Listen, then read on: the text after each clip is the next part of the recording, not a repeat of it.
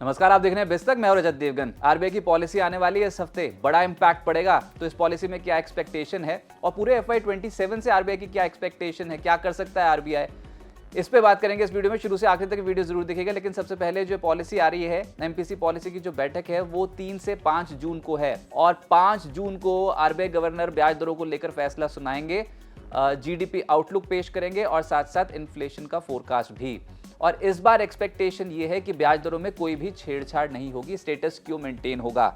लेकिन ये सिर्फ इसी पॉलिसी के बारे में नहीं, पिछली पॉलिसी में भी देखें जो कि 8 अप्रैल को आई थी, तब भी रेपो रेट में कोई भी बदलाव नहीं किया गया था। 5.25% पे रेपो रेट को बरकरार रखा गया था और इस बार भी यही बाजार के जानकार मान के चल रहे हैं, अर्थशास्त्री मान के चल रहे हैं कि रेपो रेट में कोई भी बदलाव नहीं होगा, एटलीस्ट दिस टाइम। उसके बाद की कहानी तो बहुत पेचीदा है, उस पर भी आएंगे। लेकिन मैं आपको बताऊं कि जब पिछली पॉलिसी आई थी 8 अप्रैल 2026 को, तो निफ्टी का स्तर था 23,997 और आज जब आपकी हमारी बात हो रही है तो 23,400 के लेवल को एक बार ब्रीच कर दिया है। यानी कि ऊपरी स्तरों पर लगभग 600 पॉइंट्स के आसपास की गिरावट ऑलरेडी हो गई है। ये पॉलिसी टू पॉलिसी में बात कर रहा हूँ। 600 पॉइंट्स के आसपास की गिरावट जो है वो ऑलरेडी हो चुकी है सिस्टम में निफ्टी पे, और ये आप चार्ट्स के जरिए भी देख रहे होंगे। पिछली पॉलिसी आई थी 8 अप्रैल 2026 को और ये जो अब पॉलिसी आने वाली है वो है 5 जून 2026 को। और अभी अगर हम अभी तक का सिनेरियो देखें तो उसमें लगभग 600 पॉइंट्स निफ्टी नीचे है। और ऐसे अगर आप बैंक निफ्टी देखें तो 8 अप्रैल से लेकर अब तक लगभग 2200 पॉइंट्स के आसपास की करेक्शन ऑलरेडी बैंक निफ्टी पे हो चुकी है। ऊपर गए जरूर थे लेकिन ना फिर टिक नहीं पाए। और अगर हम इस समय का सिनेरियो देखें तो पिछली पॉलिसी के कंपैरेटिव निफ्टी बैंक भी नीचे ही नजर आ रहा है। रुपया भी कहां पर कुछ संभल पाया, इतनी कोशिशें हो गई लेकिन रुपया भी टूटा है। 8 अप्रैल को अगर रुपये का स्तर देखोगे तो वो था 92.32 और अगर अभी का देखोगे तो वो लेवल आ रहा है 95। तो लगातार गिरता रुपया ये और टेंशन बढ़ा रहा है और आगे का रास्ता भी बिल्कुल क्लियर नहीं है। यही तो चैलेंज है इस बार आरबीआई गवर्नर के सामने कि इतनी पेचीदा स्थिति देखने को मिल रही है। इस समय आरबीआई गवर्नर की नौकरी किसी को भी नहीं करनी होगी, इतनी मुश्किल सिनेरियो में इस समय आरबीआई गवर्नर हैं। वो क्यों? क्योंकि अर्थव्यवस्था के सामने चुनौतियां बहुत हैं। सबसे पहले तो पश्चिम एशिया में तनाव की स्थिति, और ये आपको पता है ये बयानबाजियां बहुत हो रही हैं। डोनाल्ड ट्रंप लगातार स्टेटमेंट्स दिए जा रहे हैं, युद्ध से हटना चाहते हैं, ईरान हटने नहीं दे रहा। और जब डोनाल्ड ट्रंप कोई प्रस्ताव भेजते हैं ईरान रिजेक्ट कर देता है, ईरान भेजते हैं तो डोनाल्ड ट्रंप को पसंद नहीं आता।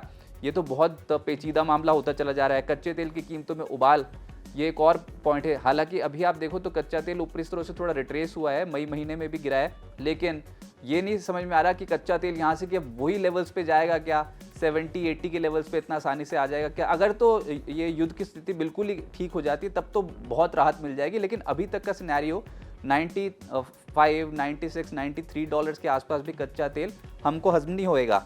इसके अलावा रुपए की कमजोरी, ये तो एक पॉइंट है ही। 95 के लेवल पे चल रहा है डॉलर के मुकाबले, और कमजोर मॉनसून की आशंका, ये एक और स्थिति जो है वो नाजुक पैदा होती चली जा रही है।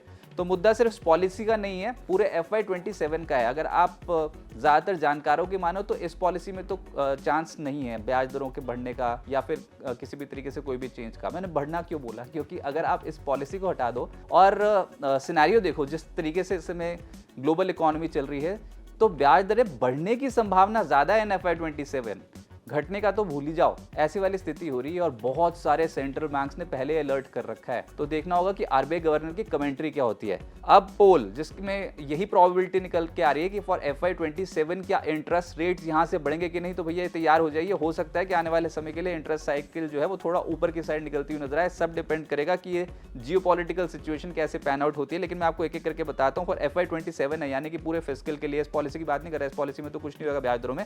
लेकिन अगर पूरे FY27 में देखोगे तो स्टैंड चार्ट बोल रहा है कि 25 से 50 बेसिस पॉइंट्स रेट बढ़ोतरी हो सकती है इन FY27।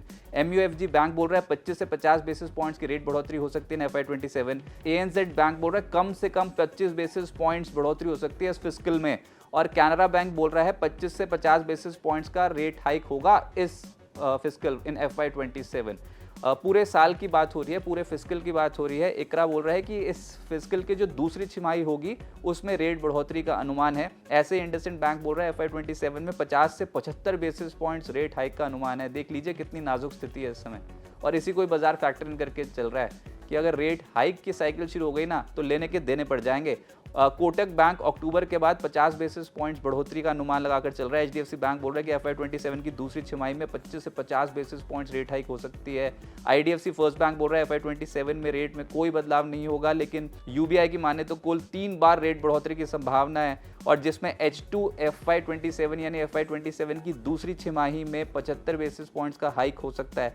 डीबीएस बैंक मान रहा है कि 2026 में ब्याज दरों में इस पूरे साल में कोई भी बदलाव नहीं होगा। एचएसबीसी देखें तो FY27 में 50 बेसिस पॉइंट्स रेट हाइक की बात हो रही है, और येस बैंक 75 से 100 बेसिस पॉइंट्स रेट हाइक मान रहा है कि FY27 में हो सकता है। तो हमने आपके सामने एक सिनेरियो रखा है, और मैं फिर बता दूं कि ये सिर्फ इस पॉलिसी के बारे में नहीं था, ये पूरे FY27 के बारे में था। ऑब्जेक्टिव यही है कि आपको ये स्पष्ट हो कि इस समय जो इंटरेस्ट रेट साइकिल है वो हो सकता है कि बॉटम आउट हो रही हो और एकदम से इंटरेस्ट रेट्स ऊपर जाने शुरू हो जाएं। इस पॉलिसी में नहीं होगा। इस पॉलिसी में आरबीआई गवर्नर थोड़ा वेट एंड वॉच की स्थिति में रहेंगे। अब सबसे बड़ी बात यह कि चुनौतियां जो हैं आरबीआई गवर्नर के सामने, उसमें सबसे बड़ी चुनौती है महंगाई, जिसमें अमेरिका ईरान तनाव से कच्चे तेल की कीमतों में जो उछाल आया उसकी वजह से पेट्रोल और डीजल और ट्रांसपोर्टेशन कॉस्ट एकदम से बढ़ गई। इसका सीधा असर आम आदमी और अर्थव्यवस्था पर पड़ता है। फिर मॉनसून और फूड इन्फ्लेशन को लेकर बहुत बड़ी चिंता है। मौसम विभाग ने अल नीनो जैसी परिस्थितियों की आशंका जताई है, जिससे कमज़ोर मानसून से कृषि उत्पादन प्रभावित हो सकता है,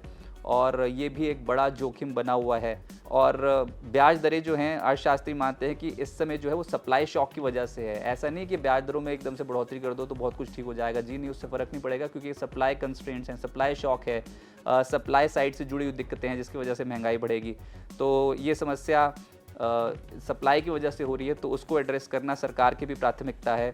सरकार को भी उस पर बहुत ज़्यादा काम करना होगा, सिर्फ आरबीआई के स्टेप से कुछ नहीं होने वाला। और उसके अलावा रुपए की जो कमज़ोरी है वो तो अलग से चिंता पैदा कर रही है। कंसिस्टेंट गिरता चला गया ना, और अभी $95 के आसपास कर रहा है ट्रेड। पिछली पॉलिसी में 92 के लेवल पे कर रहा था ट्रेड, तो 92 कहाँ और 95 कहाँ, इस तरीके का सिनेरियो देखने को मिल रहा है। एफआईएस की बिकवाली से और दिक्कत भारतीय मुद्रा पर लगातार दबाव बनाती चली जा रही है, और कमज़ोर रुपये से आपको पता ही है कि इम्पोर्ट बिल जो है वो और बढ़ता हुआ नज़र आता है। संभावित कदम क्या हो सकते हैं? फिलहाल तो ऐसा लग रहा है कि इस बार ब्याज दरों में कोई भी छेड़छाड़ की संभावना नहीं है। आरबीआई स्थिति पर नज़र बनाए रखेगा, ऐसा लग रहा है, और विदेशी मुद्रा बाजार को स्थिर रखने के लिए कदम हो सकते हैं कि आरबीआई उठाए, जिसमें एलआरएस और हेजिंग नियमों में बदलाव पर भी हो सकता है आरबीआई गवर्नर कुछ बोल दे।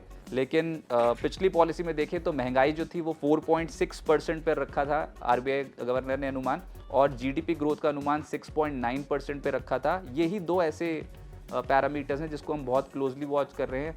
अगर तो आरबीआई गवर्नर ने महंगाई का अनुमान बढ़ा दिया तो एक तो वो दिक्कत, और ऊपर से अगर जीडीपी ग्रोथ आउटलुक में कुछ भी बदलाव किया लोअर साइड पे तो वो भी दिक्कत हो सकती है। लेकिन देखते हैं, अभी तो यही बाजार डिस्काउंट करके चल रहा है, और ठीक आरबीआई पॉलिसी जो आने वाली है उस हफ्ते में, हफ्ते की शुरुआत बहुत कमज़ोरी के साथ की है।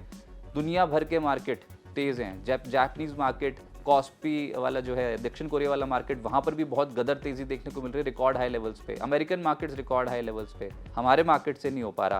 तो फिलहाल RBI wait and watch mode पे रह सकता है, कोई ज़्यादा बदलाव की उम्मीद तो नहीं कर सकते। लेकिन जैसे हमने इस वीडियो में बताया कि तेल कीमतें, मानसून, रुपए की चाल पे खास नज़र है, और इन FY27 कंसर्न तो यही है कि आने वाले समय के लिए क्या ये रेट हाइक की साइकिल शुरू हो जाएगी क्या? सब कुछ डिपेंड करता है आरबीआई गवर्नर की कमेंट्री पे। आप क्या समझते हैं? क्या आरबीआई गवर्नर इस पॉलिसी में तो नहीं खैर, लेकिन आने वाले पॉलिसीज़ के लिए कुछ इशारा देंगे, और बाजार उस पर कैसे रिएक्ट करेगा? कमेंट सेक्शन में ज़रूर मेंशन करें, और ऐसे ही बिजनेस अपडेट्स के लिए फॉलो करना मत भूलिए। और अगर ये वीडियो पसंद आया होगा इसको लाइक कीजिए, शेयर कीजिए, और बने रहें बेस्तक के साथ। नमस्कार।